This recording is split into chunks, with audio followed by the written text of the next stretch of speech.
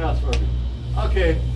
I just don't want to be seen. The whirling around rings of cilia are their rotors. They use those both for setting up currents and bringing in food, and you can obviously use them for locomotion. Yeah, that guy's pretty good at it. I'm going to take a little bit of water out of my sample and wash it around quite a bit.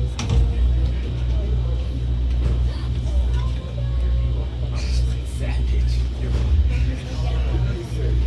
Okay.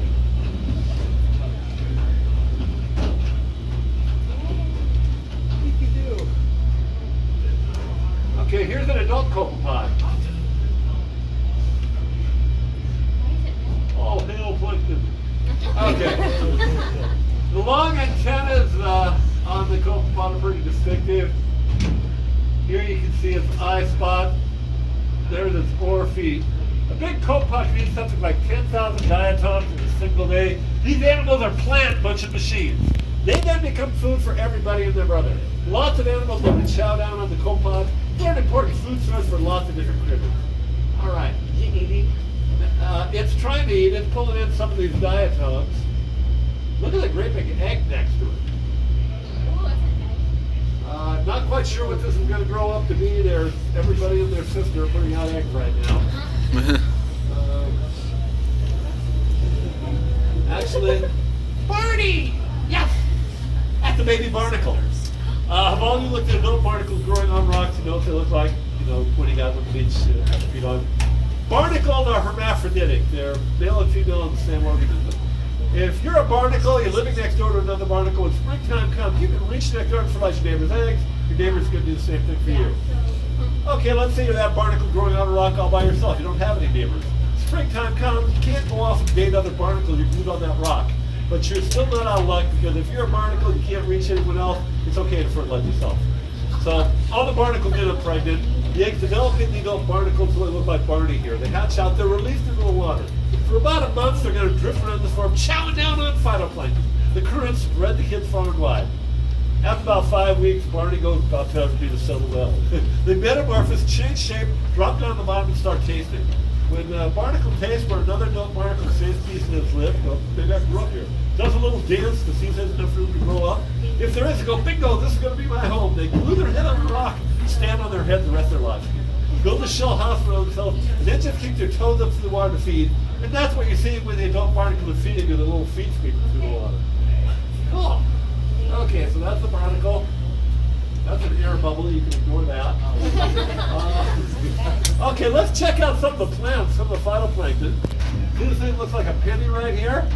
That's a great big cylinder-shaped diatom, a rather large symmetric diatom. Diatoms come in all different shapes and sizes. That's one big diatom. Little guy right there, that's a diatom also. So that's one plant cell, or this is one plant cell. Huge size variety. All diatoms take silica out of the water, glass, and they build glass greenhouse around themselves.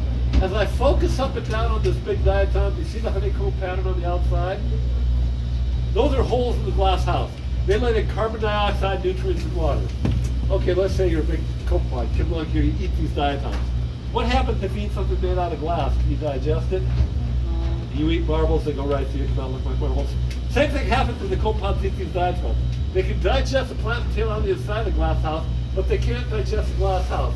Hollowed out glass skeletons pass right through their body. Are they actual glass? They're actually glass.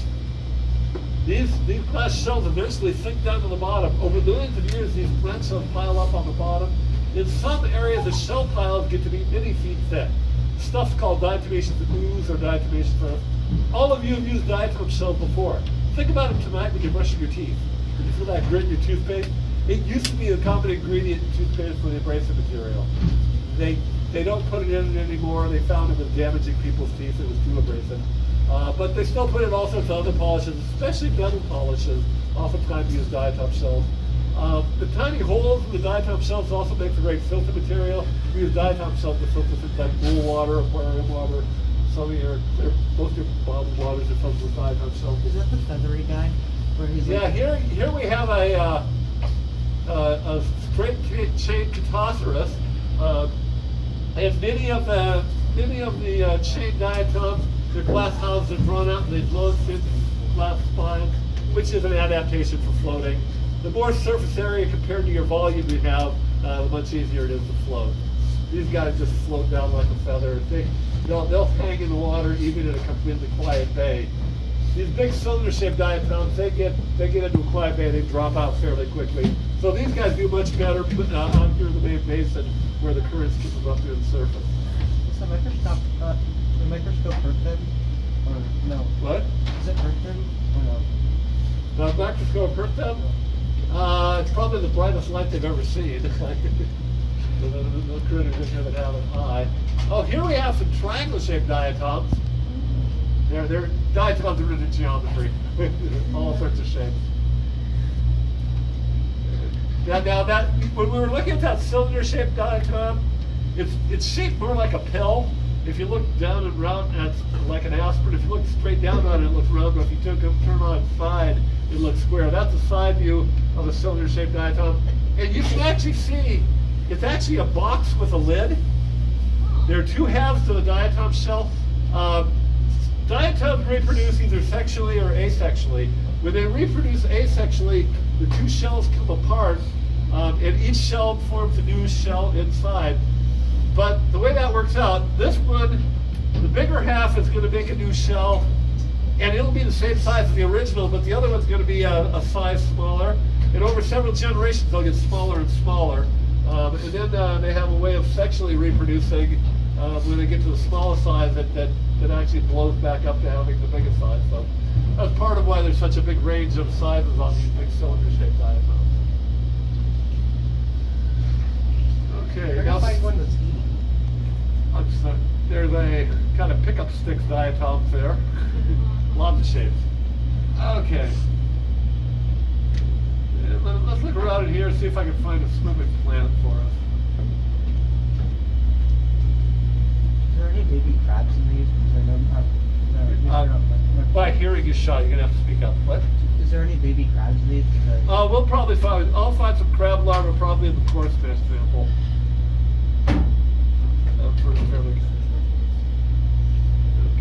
Okay, I took that drop off the bottom of the cup. Maybe this slurp I took up near the surface.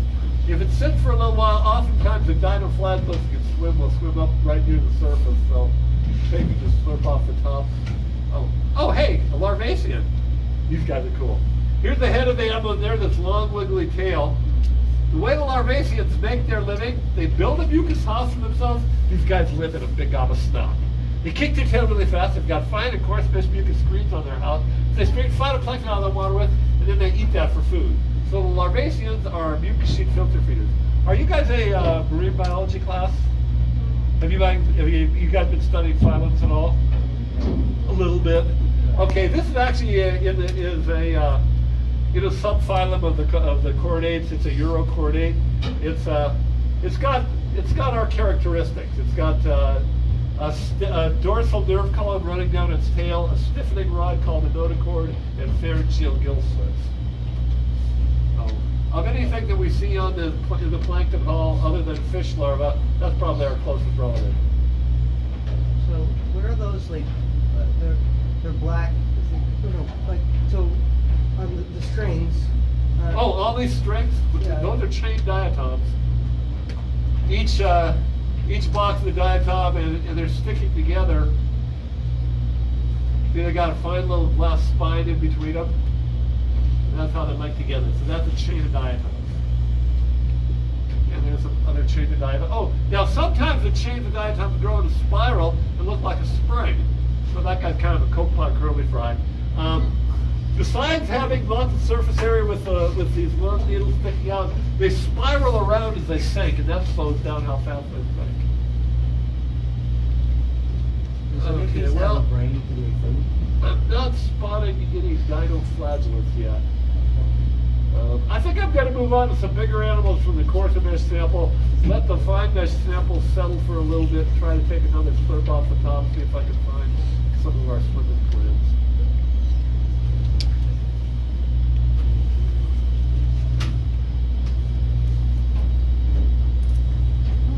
What's that? Well, that's a side view of a much bigger copepod. Oh, hey, you can see the heart beating down inside the copepod. Is that the brain? That's a fast heartbeat. They don't know the brain. They don't have The brain is really small. I think it's still. They've got kind of a clump of neural tissue up in here. I've never been able to see it, but.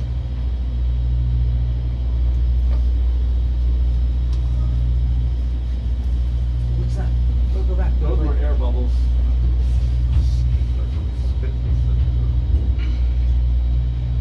Oh, that was a mole. Okay. I didn't get what I thought I slipped up. Oh, here we go. Oh, that's a really young one. This is a really young euphausit or krill. Oh, you guys have heard of krill before? Whale food. Now this guy is way too tiny to be whale food yet. Right now it's barely a dot you can see. Can you see that one with your bare eye? Well, just a minute, where did you go?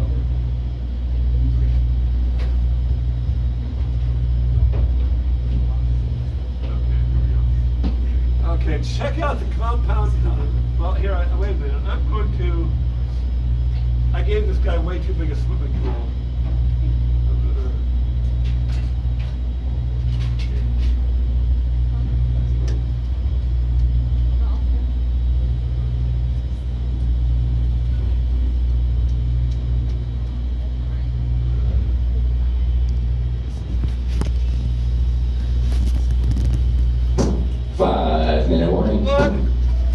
Okay. Compound eyes are great for detecting motion. Things that are moving they can see fairly well. If it's standing still, the crow probably can't see it. Hairy legs are great for filtering phytoplankton. It's not old enough to have little red dots on its body. Those little light organs that they blink like turn indicators to signal each other or stay together in a school and not get lost. Okay, let's take a look at.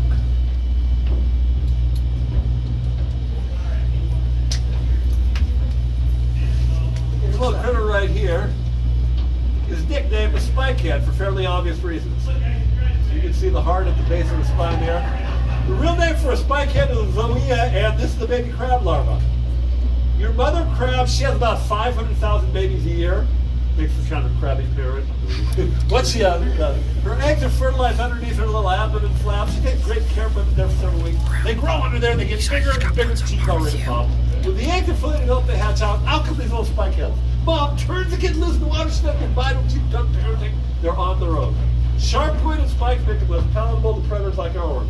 Their hairy legs allow them to filter feed like the copepod. The long tail lets them swim around, step in, so it's where the phytoplankton. Now they have a hard shell over their body, great suit of armor, but it's not getting any bigger. To get bigger, they have to molt. You have to crack open a pile of the shell, puff up the water, reharden a new shell. They'll go through several molts, getting bigger and bigger, looking like a spikehead. One of these days, they have a huge surprise. They crawl out of the shoulder and go, "Hey, where'd my hairy legs go?" Also, they got point-like little crab pictures. At that point, they're a megalops. They're still a long tail stupid. They'll be in that form for a couple more weeks. Eventually, they rub it up the bottom, take their tail, tuck it up underneath their belly, and go scurrying along the bottom of the adult crab. And its tail on the other side of the adult crab, we need to figure out something else to do. Okay, let's look at some predators. Arrow hunter.